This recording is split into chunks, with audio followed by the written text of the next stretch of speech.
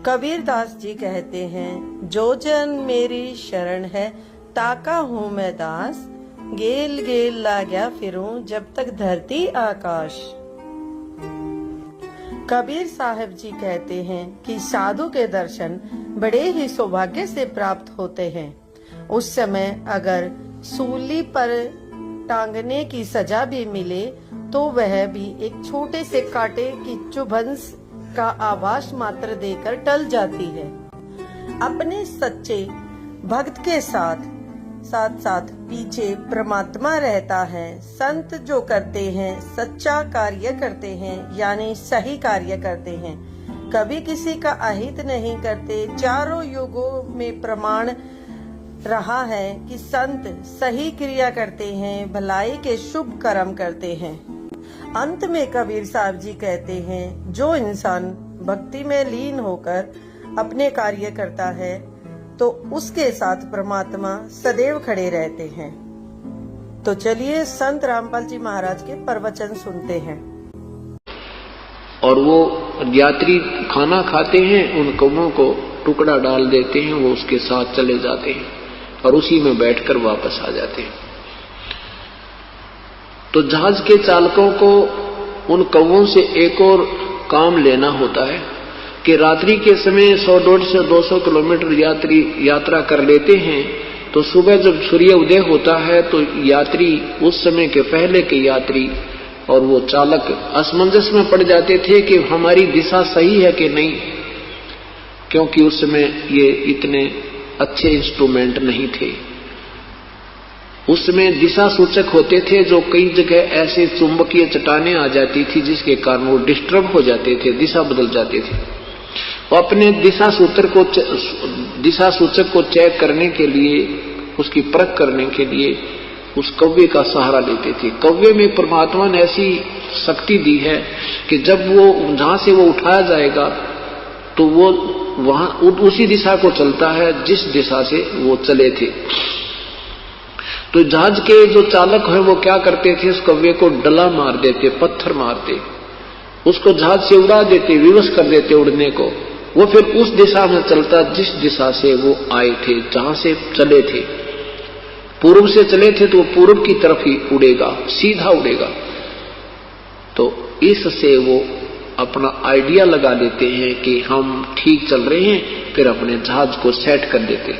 और कौवा फिर देखता है, 1 किलोमीटर जाता है, 2 किलोमीटर जाता है, उसने देखा कि कोई बैठने का स्थान नजर नहीं आ रहा, तो वापस आकर उस समुद्री जहाज पर ही वो विराजमान होता। उसने कोई और स्थान दिखाई नहीं देता, वो सब जगह डूबने की नजर आती। ऐसे ही जब आप परमात्मा के विषय में पूर्ण परिचित हो जाओगे, तत् ब्रह्म के विषय में, यानी परम अक्षर ब्रह्म के विषय में, फिर आपको इस पृथ्वी पर कोई भगवान दृष्टि गोचर नहीं होगा जिससे हम अपनी सुरक्षा की या अपनी मनोकामना पूर्ण की अर्ज करेंगे।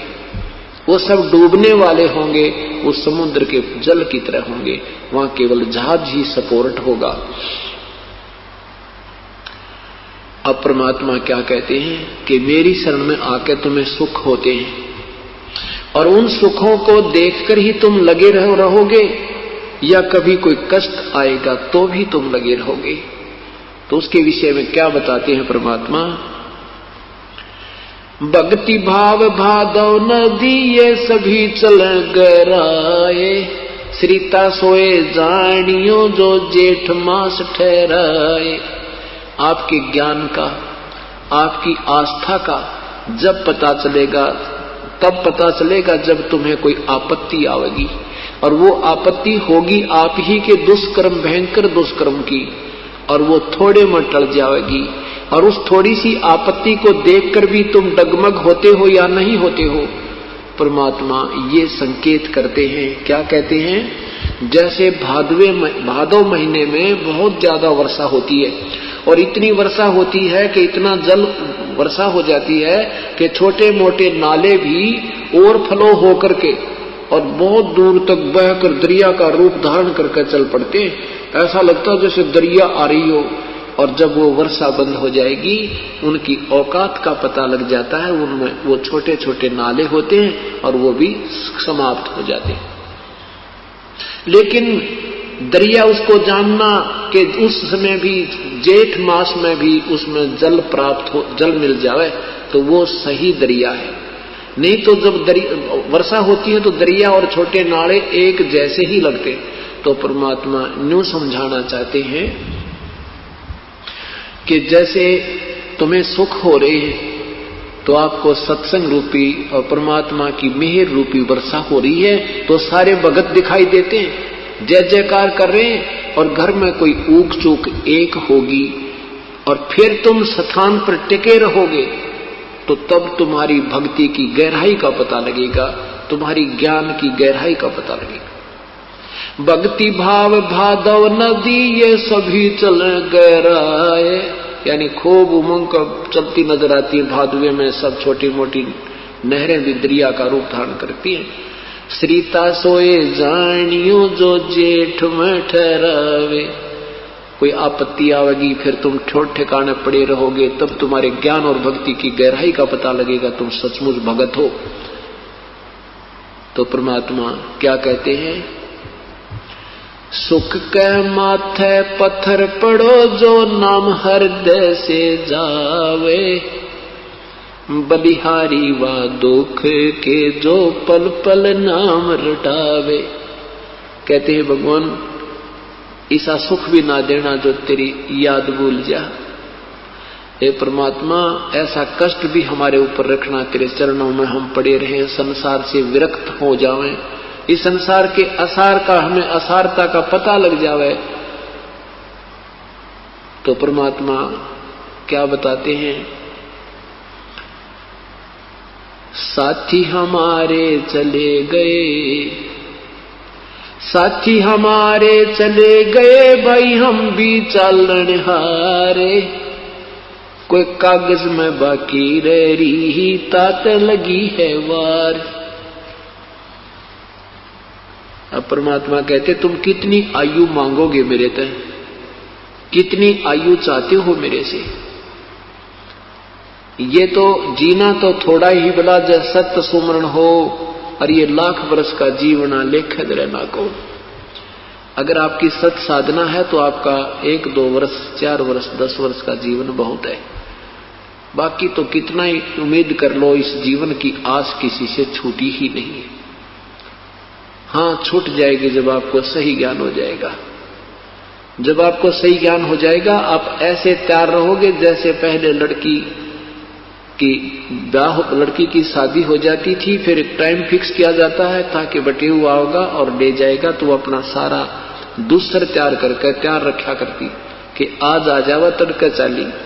तो अब फिर आपको ये पूर्ण ज्ञान हो जाएगा, विश्वास हो जाएगा कि आज परमात्मा संदेशावत तुरंत तैयार है चलने के लिए, क्योंकि ये लोक रहन का कोना, ये ठिकाना हमारा रहने का नहीं है। हम तो यहाँ धक्का करे बैठे हैं और ये धक्का भी हमारा नहीं चला, क्योंकि कोई समय हमारा शेष है। जो चले गए उनका समय आ गया, हमारा कोई शेष रहता है, इसलिए देर लग रही है ना। हम भी यहाँ से तुरंत प्रस्थान कर जाएंगे। पतझड़ आवत देखे के वो बन रोवे मन माही, ऊंची डारी पात थे आज पीड़े हो जाए। इस काल के लोग की व्यवस्था बताते परमात्मा, तुम किस पर राजी हुए बैठे हो और यही की चाह तुम मांगते रहते हो, तो यही की इच्छाएं तुम पूर्ति कराते रहते हो और भक्ति भूल जाते हो नादानो। तो क्या बताते हैं कि जैसे जंगल में वन में एक वर्ष वो वृक्षों के ऊपर पत्ते ऐसे हरे भरे रहते थे, फटफट फटफट करते थे, मस्ती मार रहे थे, अब पतझड़ आते वो पीले होकर टूट टूट कर गिर रहे। अब वो वन कहता है ये क्या हो गया, ये कल तक तो हरे भरे थे, आज सारा विनाश हो गया, उजड़ गए। ऐसे ही परमात्मा कहते जब महाप्रलय होगी या कोई ना पावे।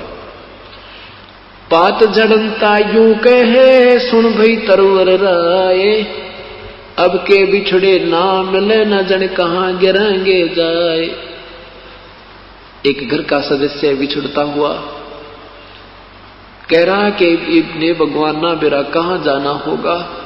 उसको सांत्वना दिलाने के लिए एक वन और पत्ते का, एक वृक्ष और पत्ते का उदाहरण प्रभु पेश करते हैं। तो क्या कहते हैं, तरवर कहता पात से सुनो पात एक बात। तरवर वृक्ष कहता है उस पत्ते ते जो टूट के गिर रहा है और माड़ा मन करता है कि ना मेरा कित गिरूंगा जाके, अर्थात मनुष्य जाता हुआ यहाँ से प्राणी प्राण छोड़कर, जीव शरीर छोड़कर, तो वो कहता है ए भगवान ना मेरा कित कौन सी जुर्नी में जाऊंगा। तो उसको सांत्वना दिलाने के लिए क्या कहते हैं परमात्मा कबीर साहब याद दिलाते हैं एक उदाहरण पेश करके। तरवर कहता पात से सुनो पात एक बात, यहाँ की यह रीति है एक जावे एक आत।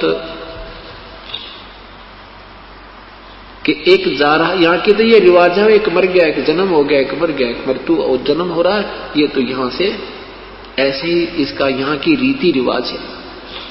फिर कहते बेटा जाया खुशी हुई भाई खूब बजाए थाल, आवन जावन लगा हुआ है जो कीड़ी का नाल। पुत्र होता है राजाओं के तो ढोल बाजे बजाते हैं, गरीब आदमी का पुत्र होता है तो थाली पीटते हैं, अपनी उससे खुशी प्रकट करते हैं। परमात्मा कहते हैं क्या के ऊपर खुशी मना रहे हो, ये तो आना जाना लगा रहा है जैसे कीड़ी का नाड़, कीड़नाड़ होता है, हजारों कीड़ी लाखों इधर जा रही है लाखों इधर आ रही है। कहते ये तो यहाँ का रोज का काम है। उसके लिए परमात्मा हमें याद दिलाते हैं साथी हमारे चले गए हम भी चालन हारे, कोई कागज में बाकी रह रही तात लगी है वार। आए हैं सो जाएंगे ये राजा रंक फकीर, एक सिंहासन चढ़ चले एक बांधे जा जंजीर। जाना तो सभी ने पड़ेगा लेकिन जाने जाने में बहुत अंतर है। एक तो दोषी की तरह पकड़ कर ले जाएंगे यम के दूत जिन्होंने सत भक्ति नहीं की, और एक परमात्मा लेकर जाएगा जिन्होंने सत साधना मर्यादा में रहते हुए की है। तो इस प्रकार प्रभु हमें याद दिलाते हैं कि यहां संसार में हमने चलने की तैयारी पूरी रखनी चाहिए। हमने यहां से चलने की पूरी तैयारी रखनी चाहिए, बिल्कुल कल के लिए नहीं छोड़ना चाहिए। अपनी भक्ति करो और डट कर करो, सच्चे हृदय से करो, थोड़ा ही समय वो सत सुवर्ण बहुत हो जाता है। क्या बताया है कि मौखिक जाप 1000 बार और मानसिक जाप 1 बार, मानसिक जाप 1000 बार और श्वास का सिमरन 1 बार, विधिवत मर्यादा में रहते हुए पूरे संत से प्राप्त करके। तो कितना हो गया? एक श्वास का जाप, एक मौखिक जाप 1000 से 1000 गुना करके देखो 10 लाख। एक श्वास के सिमरन का एक 10 लाख के तुल। जैसे ओम यू कहता है ना, ब्रह्म कहता है मेरा तो ओम नाम है, उच्चारण करके सिमरण करने का कारण तो उल्टा खुटा ठोकना कि ये इतनी भक्ति कर लें जो यही चक्कर में पड़े रहें और यही की साधना प्राप्त हो जाए। इसने वही मार्ग बताया, ओम ओम ओम ओम। जैसे महर्षि वाल्मीकि जी ओम ओम ओम मैं ओ ऐसे करने लगा तो उल्टा नाम जप्या जग जाना, वाल्मीक भय ब्रह्म समाना। राम राम नहीं जपया था वाल्मीकि जी ने, नहीं, क्योंकि ये ओम नाम नहीं कहा जाता। उपदेशी को नहीं कह सकता ओम नाम जप ले, या ये भी नहीं कह सकता वो ओम ओम जप रहा है, ये भी नहीं कहा जाता था। मर्यादा से हम दूर हो चुके हैं। वो तो साधक ही अपना मुख से जाप करता है और दूसरा कहता भी राम राम जप ले, राम राम कर, राम राम यानी राम का नाम जप। राम का नाम ये ओम मंत्र है, इस ब्रह्म तक के नाम का। और उस परमात्मा का नाम है वो 2 मंत्र का, 3 मंत्र का, ओम तत्सत, वो राम नाम है। तो यहां ओम ओम करके 10 लाख बार, और श्वास से जो हम विधिवत, क्योंकि अधिकारी बिना ये मंत्र काम नहीं करता, श्वास से जो ये दास आपको नाम देगा वो 1 बार 10 लाख जैसे नाम का आपका काम करेगा। इतने धनी हो जाओगे तुम। एक तो 80 रुपए कमावे एक मजदूर, और एक फैक्ट्री का मालिक 10 लाख रुपए रोज उठाता है एक दिन की कमाई। तो ऐसे आपको ये धनी बनाने के तरीके बताए परमेश्वर ने। आपको यहाँ बार बार बुलाया जाता है तो आपको एक कदम यहाँ तक रखोगे विधिवत सच्चे हृदय से, एक कदम की कीमत आपको कहते एक यज्ञ के तुल्य होती है। हम बहुत युगों के ऋणी हो चुके, इन सब ऋणों से मुक्त इस तरीके से हुआ जाएगा। तो क्या बताते हैं, कहता हूं कई जाते हूं, कहूं बजा के ढोले, श्वास जो खाली जाते हैं ये तीन लोक का मोल। आदरणीय गरीबदास साहिब जी अपने परमेश्वर की महिमा अनुसार ज्ञान बताते हैं। इस सत्य नाम को जो 2 मंत्र का होता है, सत्य नाम पालड़े रंग होरी हो, एक तराजू के एक पालड़े में एक श्वास का नाम, ये 2 मंत्र का होता है, ओम, और दूसरा जो आप जिसने उपदेश मिला उसको पता है। वैसे हमने पुस्तक में लिखा लेकिन हम सीधा नहीं बोल सकते, अनधिकारी को अनुपदेशी को भी नहीं कहा जा सकता। सतनाम पालड़े रंग होरी हो, एक श्वास के सिमरन की कीमत एक पलड़े में रख दे तराजू के में, और दूसरे में ये 14 लोक, इस काल के एक ब्रह्मांड के 14 लोक रखते, और 3 लोक पासंग धरे रंग होरी हो, तो न तुला तुलाया राम रंग होरी हो। पासंग क्या होती है, जो तुला होती है, तुला वो तराजू में कुछ डिफेक्ट होता है, उस अनबैलेंस्ड को बैलेंस करने के लिए जो सौदा तोला जाता था, जैसे कनक तोलते थे या गुड़ तोलते थे, गेहूं तोलते थे, तो उस गेहूं का ही कुछ हिस्सा बट्टों की तरफ रख लेते थे ताकि वो बैलेंस बनाने के लिए, फिर बट्टे उस साइड में रख देते थे और शेष सौदा फिर दूसरे उस तराजू से उस तख्त पलड़े में रख रख कर तोला जाता था।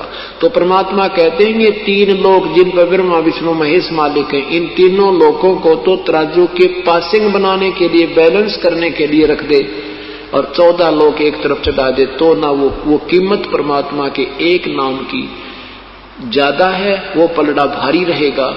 ये 14 लोक का पलड़ा भी, भवन का 14 द्वीप का ऊपर उठ जाएगा, ये 14 लोक भी ऊपर उठ जाएंगे, अर्थात इतनी कीमत है।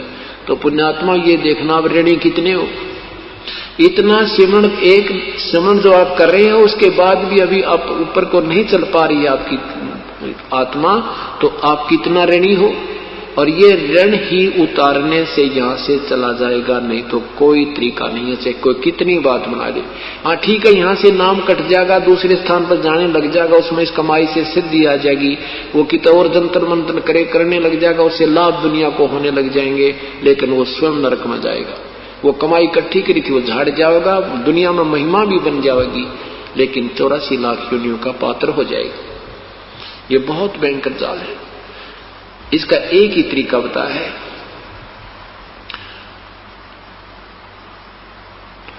क्या बताते हैं, जीवन तय थोड़ाए भला,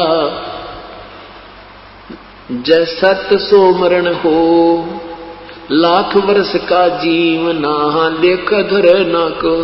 अगर सच्चे मन से मर्यादा में रहकर आपका थोड़ा भी सेवन हो गया तो भी आपका काम बन जाएगा, कोई दिक्कत नहीं। एक श्वास के सिमरण की कितनी कीमत, पर मर्यादा बहुत जरूरी है। मर्यादा टूटते ही आपका फिर पूंजी तो आपके पास रहेगी पर मुक्त नहीं हो सकते। और किस किस प्रकार विशेष कसक के साथ जो साधना की जाती है, कैसे जैसे मरता हुआ व्यक्ति और अपने जीवन की चाह में तड़फता है, याद करता है प्रभु को, उस कसक के साथ जब भगवान याद किया जाए तो तुरंत काम बन जाता है, बहुत शीघ्र अपन ऋण मुक्त हो जाते हैं। एक अंदर से विशेष कसक बनती है, उसके वैसे जो सिमरण करते हैं वो थोड़ा ही श्वास का सिमरण बहुत लाभ देता है। तो क्या बताते हैं परमात्मा कि जब हम यहां से चलेंगे तो काल का ऋण देना होगा। गीता जी के अध्याय नंबर 18 के मंत्र नंबर 66 में कहा कि सर्वधर्मान परित्यज माम एकम शरणम व्रज। सभी मेरे लेवल की जो धार्मिक पूजाएं तूने की हैं, ओम नाम का जाप और ये यज्ञ धर्म, ये पुण्य जो हम कर रहे हैं, ये काल को यहीं छोड़ देना हमने, ये नहीं हम हमारे साथ जाएंगे, लेकिन इस बिना हम छूटे भी को ना। ये कहता कि मेरे जो लेवल की पूजा है वो मुझ में छोड़ दे, मेरे को दे दे, मैं तुझे ऋण मुक्त कर दूंगा। क्योंकि हम क्या करते रहे, ऋषि बनकर या जैसे साधना करके ओम ओम का नाम जाप करके महास्वर्ग में चले गए, फिर स्वर्ग में चले गए, अपनी पूंजी की मलाई खा ली और पाप न्यो के न्यो रह गए, और उन पापों को कुछ नरक में भोगा, कुछ 84 लाख योनि में भोगा, फिर भी ऋणी के ऋणी हम रहे। तो अब हम इस पूंजी का दुरुपयोग नहीं करेंगे, ना हम महादेव बनेंगे, ना हम ब्रह्मा विष्णु महेश की पदवी पाएंगे, और न ही हम यहाँ पृथ्वीपति बनेंगे। हम इस पूंजी को काल को दे देंगे, अपनी यहाँ से ऋण मुक्त हो जाएंगे। ये कहता है कि सर्वधर्मान परित्यज माम एकम शरणम व्रज, मेरी सब पूजाओं को मुझ में छोड़ के उस एक परमात्मा की शरण में जा, एकम जिसके बराबर दूसरा ना हो, अद्वितीय सर्वशक्तिमान प्रभु की शरण में। वर्ज माने जाओ, और इन अनुवादकर्ताओं ने गलत कर रखा कि वर्ज माने आओ कर दिया, आ जाओ। वर्ज माने आना नहीं, जाना होता। गो मीन कम नहीं हो सकता, गो माने जाना होता है, तो उसका अर्थ आना करना महामूर्खता होती है, वो अज्ञानी है। ऐसा ही ना अनुत्तम का अर्थ अति उत्तम किया है, ये अज्ञानी थे, ज्ञानी नहीं। अपने उल्ट पुल्ट सोच लड़ा के ऐसा बनता है, फलाना बनता नहीं, ये ज्ञानहीन प्राणी थे।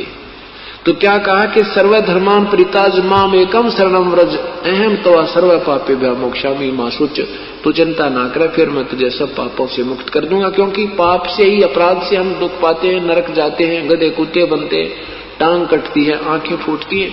हम जब इसका ऋण मुक्त कर देंगे तो ये हमें कुछ नहीं बनाएगा और हमारा यहाँ से पीछा छोड़ देगा। ओम नाम का जाप और ये साधनाएं हम यहाँ छोड़ देंगे, और प्रथम मंत्र जो आपको दिया जाता है वो ब्रह्मा विष्णु महेश और ये माता दुर्गा और गणेश जी के कमलों से हमने बरी होकर के त्रिकुटी तक पहुंचना है। और यहाँ की सुख सुविधा हम उस जेब खर्च से, जो हमारा पहला मंत्र, उससे लाभ मिलता रहेगा, जिससे हमारी ये श्वास के कीमत की पूंजी व्यर्थ नहीं होगी। दूसरा जो मंत्र है वो हम परब्रह्म के लोक में का किराया देंगे, उसके 7 संख ब्रह्मांडों से पार होना है, वो हमें वहां से पार कर देगा, वहां से छोड़ देगा, उसका वो किराया दे जाएंगे। तो दूसरे मंत्र का वो तत्व मंत्र सांकेतिक है। और तीसरा मंत्र जो सार शब्द है वो हमें सतलोक प्राप्ति कराएगा। ऐसे हम मोक्ष को प्राप्त होंगे। बोलो सतगुरुदेव की जय। कि पूर्ण परमात्मा सतलोक से चलकर सर्वप्रथम तपतशिला पर आए, वहां पर उन तपतशिला पर जल रहे प्राणियों को वास्तविक ज्ञान कराया। उसके बाद ज्योति निरंजन काल के साथ परमेश्वर की तकरार हुई, वाद विवाद हुआ। ज्योति निरंजन ने परमात्मा से प्रार्थना की कि हे प्रभु, 3 युगों में जीव कम ले जाना, चौथे युग कलयुग में आप कितने ही प्राणियों को सतलोक ले जाना। परमात्मा ने उसको ये वचन दे दिया कि ठीक है, सतयुग त्रेता द्वापर में मैं कम प्राणी ले जाऊंगा, और चौथे युग में कलयुग में मैं बहुत प्राणियों को तेरे से मुक्त करवा दूंगा। अब यहां पर पुण्यात्माओं के मन में एक शंका उत्पन्न होती है कि क्या परमेश्वर को ज्ञान नहीं था कि ये काल उससे क्या मांगेगा? क्या उनको ये पता नहीं था कि वो ये मांगेगा कि 3 युगों में जीव कम ले जाना?